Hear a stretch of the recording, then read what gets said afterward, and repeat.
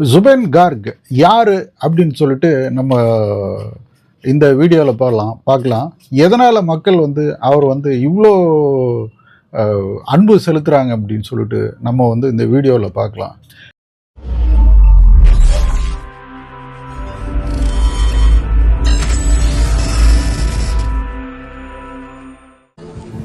মই জন্ম হৈছো তুৰাত,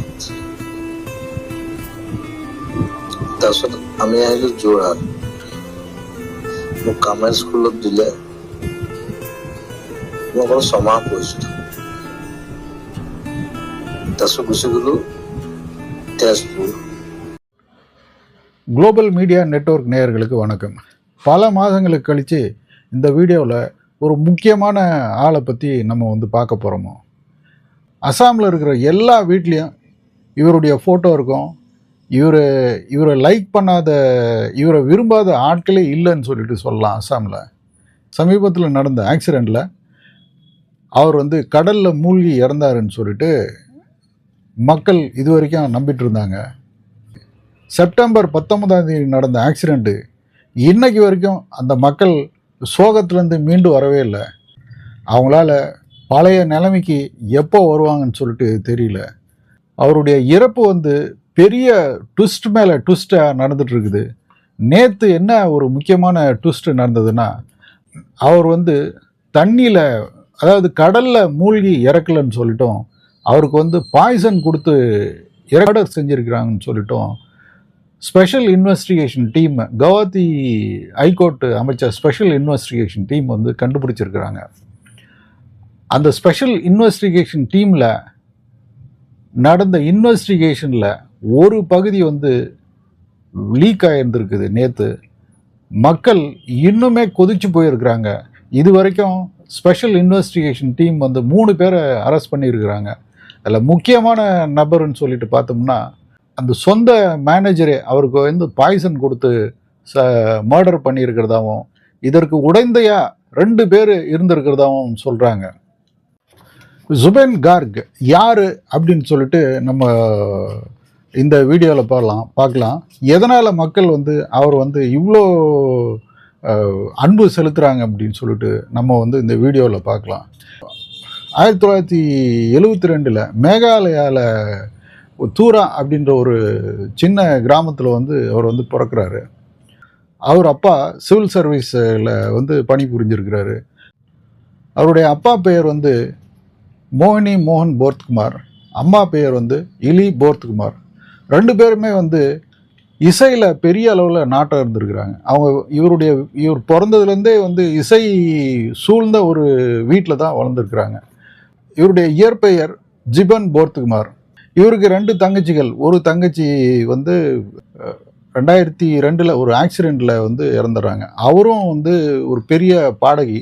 ஒரு இசை கச்சேரிக்கு போயிருக்கிறப்போ ஆக்சிடெண்ட்டில் இறந்துடுறாங்க. 2வது தங்கச்சி ப்ரொஃபஸராக இருக்கிறாங்க, கெமிஸ்ட்ரி ப்ரொஃபஸராக இருந்துக்கிறாங்க.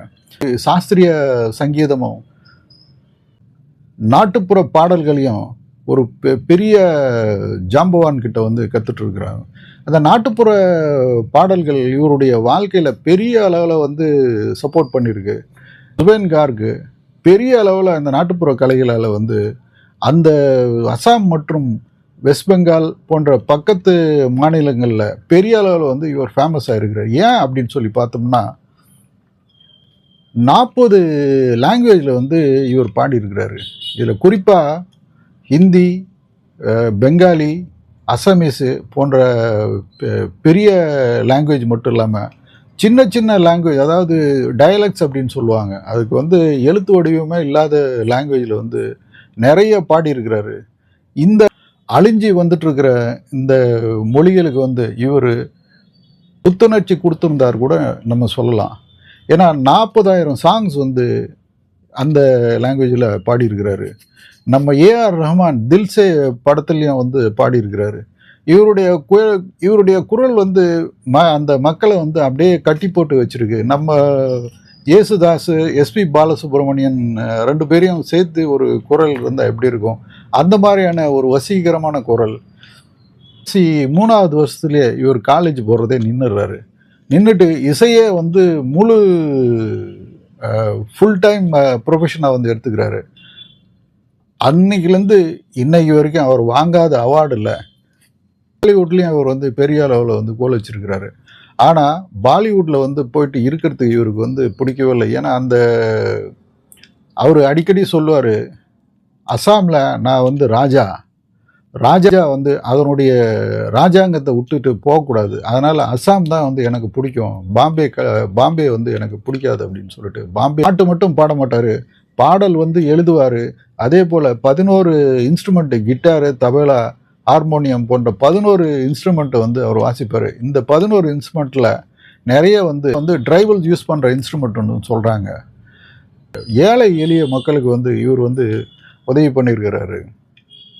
கொரோனா பீரியடில் இவருடைய வீடே வந்து கொரோனா கேருக்காக வந்து ஓப்பன் பண்ணி விட்டுருக்காரு, ஹாஸ்பிட்டல் நடத்துறதுக்காக ஓப்பன் பண்ணி விட்டுருக்கிறாரு. மக்கள் ஃப்ளட் வந்தால் தனியாக நிகழ்ச்சி நடத்தி ஃப்ளட்டு ரிலீஃப்காக வந்து கொடுத்துருக்கிறாரு. இது போல் ஏழை மக்கள் தான் அவருக்கு வந்து முன்னுரிமை அப்படின்னு சொல்லிட்டு சொல்லலாம். இது கட்சி அவரை இழுக்கிறதுக்காக பல கட்சிகள் வந்து போராடின, ஆனால் வந்து அவர் எந்த கட்சிக்கும் வந்து போல. மக்களுக்கு எதிராக அநீதி நடந்ததுன்னா அதுக்கு குரல் கொடுக்குற முதல் ஆள் வந்து ஜுபேன் கார்க் அப்படின்னு சொல்கிறவர். அவருடைய பேரே வந்து வித்தியாசமான ஒரு பேரை இருக்குது. ஏன் பார்த்தோம்னா, ஜுபேன் மேத்தான்னு சொல்லிட்டு வெஸ்டர்ன் கிளாசிக்கல் மியூசிக்கில் ஒரு பெரிய ஹாலு, அவருடைய பேரை வந்து முன்னாடி வச்சுக்கினாரு. இவருடைய இயற்பெயர் வந்து ஜிபேன் போர்த்குமார். அவருடைய பேரை வந்து முன்னாடி வச்சுக்கினார். ஜுபேன் மேத்தாவுடைய ஃபஸ்ட்டு நேமை வந்து இவர் எடுத்து அவர் முன்னாடி வச்சுக்கினார். கார்க்ன்றது வந்து அவர் அசாமீஸில் ஒரு முக்கியமான சொல்லுன்னு சொல்லிட்டு சொல்லுவாங்க. அந்த ரெண்டுத்தையும் சேர்த்து ஒரு இன்டர்நேஷ்னல் அளவில் வந்து இவருடைய அவுட்லுக் இருந்ததுன்னு சொல்லிட்டு சொல்கிறாங்க. மக்களுக்கு எப்பெல்லாம் அநீதி நடக்குதோ அப்போ வந்து முதல் ஆளை வந்து இவருடைய குரல் இருக்கும். குறிப்பாக சொல்லணும்னா, இந்த சிஏஏ அப்படின்னு சொல்லிட்டு சட்டம் இயற்றினப்போ அதுக்கு எதிராக குரல் கொடுத்த ஒரு முக்கிய புள்ளி வந்து அசாமில் ஜுபேன் கார்க் அப்படின்னு சொல்லிட்டு சொல்லலாம். இது போன்ற பல மக்களுக்கு சாதகமான விஷயங்கள் வந்து பல பண்ணியிருக்கிறாரு. இதனால் சீஃப் மினிஸ்டர் சொல்கிறப்போ, ஜுபேன் கார்க்குடைய தீவிர ரசிகன் நான், அவருடைய இறப்புக்கு நீதி கிடைக்கிற வரைக்கும் நான் வந்து ஓய மாட்டேன் அப்படின்னு சொல்லிட்டு சொல்கிறாரு. 19ஆம் தேதி அவர் இறக்குறாரு. இன்னைக்கு வரைக்கும் அந்த மக்கள் வந்து சோகத்தில் இருக்கிறாங்க. அவருடைய ஃபியூனரல் வந்து உலகத்திலே 4வது அதிக மக்கள் கலந்துக்கின ஃபியூனரல்னு சொல்லிட்டு சொல்கிறாங்க. அந்த ஸ்பெஷல் இன்வெஸ்டிகேஷன் டீமில் நடந்த ஒரு இன்வெஸ்டிகேஷனில் அவருக்கு வந்து அவருடைய சொந்த மேனேஜரை வந்து அவருக்கு வந்து பாய்சன் கொடுத்து இறந்துருக்கிறாரு. அவருடைய பாய்சன் கொடுத்து அவர் வந்து கொல்லப்பட்டிருக்கிறாங்கன்னு சொல்லிட்டு சொல்கிறாங்க. அவர் அந்த மேனேஜர் சித்தார்த் சர்மான்னு சொல்லிட்டு மேனேஜரே வந்து இவருக்கு வந்து பாய்சன் கொடுத்துருக்கிறதா வந்து சொல்லியிருக்கிறாங்க. இன்வெஸ்டிகேஷனில் வந்து தெரிஞ்சிருக்கு. அவர் வந்து அந்த கடலில் குளிக்க போகிறப்பவே அவருக்கு வந்து நடக்க முடியலன்ற மாதிரி தெரியுது. அவர் வந்து நடக்கிறதே வந்து ஒரு மாதிரியாக தான் நடந்து போகிறாரு. அதே போல் கடலில் வந்து மூழ்கிறப்போ இவர் மேனேஜர் சர்மா என்ன சொல்கிறாரு, அவன் போட்டும் விடுப்பா அப்படின்னு சொல்லிட்டு சொல்லியிருக்கிறத வந்து சொல்லியிருக்கிறாங்க. இப்போது சர்மா மட்டும் இல்லாமல் இன்னும் 2 பேரும் வந்து அவருடைய பேண்டில் ஒர்க் பண்ணுற ஒருத்தரையும், ஒரு மியூசிக் பேண்டில் ஒர்க் பண்ணுற சேகர் ஜோதி கோஸ்வாமின்றவரையும் அப்படின்ற 2 பேரையும் வந்து அரெஸ்ட் பண்ணியிருக்கிறாங்க. மோகந்தா வந்து நார்த் ஈஸ்டர்ன் ஃபெஸ்டிவலில் வந்து ஆர்கனைசர். இவர் சிங்கப்பூர் போனதே north eastern festival of India வந்து இப்போ நார்த் ஈஸ்டர்ன் ஃபெஸ்டிவலில் வந்து கலந்துக்கிறதுக்காக வந்து போகிறாரு. இதற்கிடையில் ஜுபேன் கார்க்குடைய ஆட்டோப்சி வந்து அக்டோபர் 10ஆம் தேதி வந்து வரப்போகுது அப்படின்னு சொல்லிட்டு சொல்கிறாங்க. இந்த அக்டோபர் 10 அவருடைய போஸ்ட்மார்ட்டம் ரிப்போர்ட்டில் உண்மை வந்து தெரியும்னு சொல்லிட்டு மக்கள் எல்லாம் வந்து வெயிட் பண்ணிட்டு இருக்கிறாங்க. அது தெரிஞ்சால் இந்த 3 பேர் மட்டும் இல்லை, அவருடைய சாவுக்கு யார் காரணமாக இருக்கிறாங்களோ அவங்கெல்லாம் என்ன ஆவாங்கன்னு சொல்லிட்டு ஸ்பெஷல் இன்வெஸ்டிகேஷன் இப்போ போலீஸே வந்து பயந்துட்டு இருக்கிறாங்க. அதனால் এইখন ঠাইখনক হণ্টেড জেগা বুলি কয়, তেনেকুৱা এখন ঠাই। আৰু সেই সাগৰৰ পানীখিনিত কিবা এটা আছে তাত। আগতেও বহুত ঘটনা হৈছে আৰু তাত কি কাৰণে মানুহ এনেকৈ ডুবি যায়, হেৰাই যায়, মৃত্যু হয়, তাৰ কোনো কাৰণ নোলায়। সদায় ড্ৰাউনিং বুলি এটা ৰিপৰ্ট আহে। গতিকে তেনেকুৱা এখন মিষ্টেৰিয়াছ জেগালৈ জুবিনক কিয় নিব লগা হৈছিল?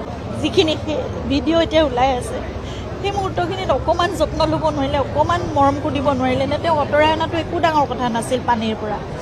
সেইখিনি কিয় নকৰিলে মোৰ মানে কথাটো বুজি নাপাওঁ। মই সেইকাৰণে মই এইবোৰ কথা জানিব লাগে। মই সেইকাৰণেই বিচাৰিছোঁ যে ন্যায় হওক, বিচাৰ হওক।